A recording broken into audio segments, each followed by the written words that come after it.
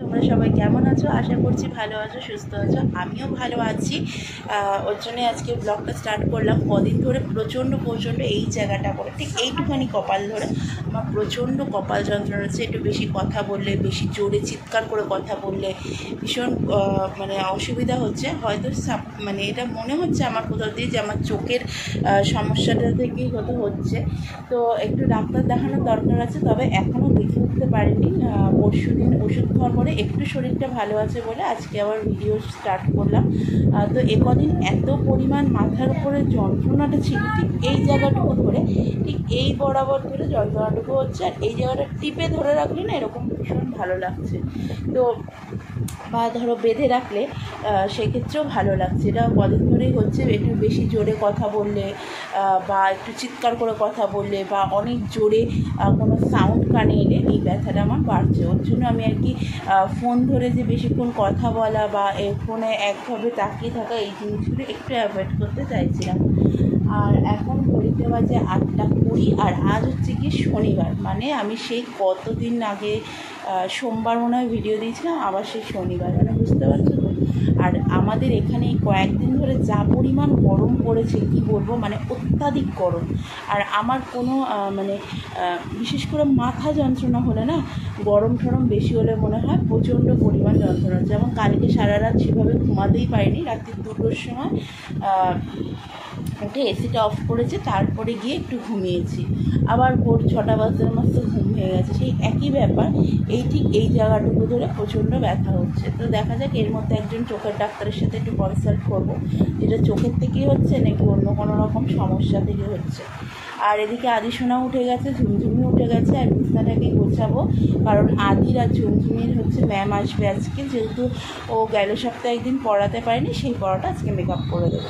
তো চলো কাজকর্মে তো হাত দেবো। আর যেহেতু আজকে শনিবার, তোমাদের দাদা তো কোনো রকম টিফিন নেয়নি। তোমরা তো জানোই শনিবার করে কোনো রকম টিফিন তিনি নেন না। আর দেখো গালের এই জায়গাটা করে একটা দেখছো অ্যালার্জি উঠেছে। মানে এইগুলো হচ্ছে সান অ্যালার্জি। আমার গালে এরকম অতিরিক্ত গরম পড়লে এরকম অ্যালার্জি বেরোয় গালে, হাতে। মানে যে জায়গাগুলো আর কি রোদ্দুর পায় সেরকম জায়গা করে এরকম স্পট হয়ে যায়। তো এর জন্য তো আমি ডাক্তার দেখাচ্ছিলাম কলকাতায় টপিক হলে। তো অনেক দিন হয়েছে যাওয়াও হয়নি। তো এর মধ্যে একটু যেতে হবে। একটু বৃষ্টির ভরসায় রয়েছে, যে বৃষ্টি পড়লে যাব, কারণ অনেকটা টাইমের ব্যাপার। আর রোদ গরমের মধ্যে দেখবে ভালোও লাগে না, সেই জন্য আর চোখের ডাক্তারটা এর মধ্যেই দেখিয়ে নেওয়ার চেষ্টা করব। তো চলো। তো বন্ধুরা, এখানে দেখো অলরেডি দুধ গরম আমি বসিয়ে দিয়েছি। আর কি গতকাল রাত্রে তোমাদের দাদা দুধ নিয়ে এসেছিলো, তো সেইটা আর কালকে আর জাল দিইনি, মানে গতকাল রাত্রে আর জাল দিইনি। আজকে সকালে যা ভাবলাম যে ঝুমঝুমি যখন সকালে খাবে, একবারে সকালে ভালো করে জাল দিয়ে তারপরে ঝুমঝুমিকে দুধটা দেবো। আর ঝুমঝুমি কিন্তু দুধ বিস্কিট খেতে খুবই ভালোবাসে, কিন্তু আদি দুধের তো মানে ধারপাশ দিয়ে হাঁটে না। মানে আদি অ্যাকচুয়ালি আমার মতো, আমিও দুধের কোনো রকম জিনিস, মানে আইসক্রিম মিষ্টি টিষ্টি চলে, কিন্তু দুধ খেতে আমার একদমই পছন্দ নয়। আর বাইরে তেমন চচ্চড়া রোদ উঠেছে, মাঝে মাঝে মেঘলা ওয়েদারও করছে। আর এখানে দেখো এক বাটি বলা ভুল, এক গামলা পান্তা ভাত ভিজানো রয়েছে, যার জন্য একটু আলু ভাজা বসিয়েছি। মানে আমাদের মোটামুটি সকালে সবার হয়ে যাবে, তাও এতটা পরিমাণ পান্তা ভাত তো লাগবে না, যেহেতু আদি ঠাকুমাও খাবে, ওর জন্য সবারই মোটামুটি হয়ে যাবে। আর এদিকে একটু মুগ ডাল সিদ্ধ বসিয়েছি, কারণ আজকে একটু তিতর ডাল করব, একদম সিম্পল মেনু করব। আর এদিকে একটু তেলের গরমও বসিয়ে দিয়েছি, কারণ উচ্ছেটা ভেজে নিয়ে তারপর ডালে দেবো। তাহলে তেতো যে একদম কটকটে তেতো ওই ভাবটাও লাগে না, আবার খেতেও কিন্তু দারুণ সুন্দর লাগে। আর এই তেঁতোর ডাল খেতে কিন্তু ঝুমঝুমি খুবই ভালোবাসে। আমাদের ঘরে মোটামুটি ডালটা অল্প বিস্তর সবাই মোটামুটি খায়, কিন্তু আমার একদম অপছন্দের তালিকা। আর মুগ ডাল হলে সে তো কোনো কথাই নেই। আর এ দেখো উচ্ছে ভাজ থেকে একটা গোটা আদা পড়ে গিয়েছে তেলের মধ্যে, মানে ওই ডালে দেবো বলে একটুখানি আদা কেটে রেখেছি। তাই উচ্ছের বাটিতে রাখার জন্য কি হয়েছে, উচ্ছের সঙ্গে একদম সেটাও তেলের মধ্যে গিয়ে পড়েছে। তো যাই হোক, এদিকে উচ্ছেটা একটুখানি নুন দিয়ে ভাজা ভাজা করি, কারণ একদম কাঁচা কাঁচা উচ্ছে তো দিলে একদম তিতকুটি হয়ে যাবে, ওর জন্য একটু ভাজা ভাজা হোক।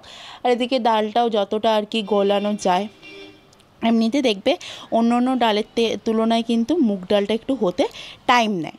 এবার এক এক জায়গায় এক এক রকম। আর এদিকে আদিকে পড়াচ্ছে, আর আদি এখন প্রচণ্ড দুষ্টু হয়ে গেছে, ম্যামের কাছে মোটে পড়তে চায় না, শুধু আমার কাছেই পড়তে চায়। তা বললে কি হয় বলো? আর ওদিকে ঝুমঝুমিও পড়ছে, আর এদিকে আমি সকাল সকাল উঠেই প্রথম কাজ যেটা বিছানাটা গুছিয়েছি। আর বালিশে আমি কোন দিকে রাখবো আমি ভেবেই পাই না, কারণ যেদিকেই রাখি না কেন আদি আর ঝুমঝুমি কিন্তু সেদিকেই লাফালাফি শুরু করে। আর আকাশটা কিন্তু মেঘলা।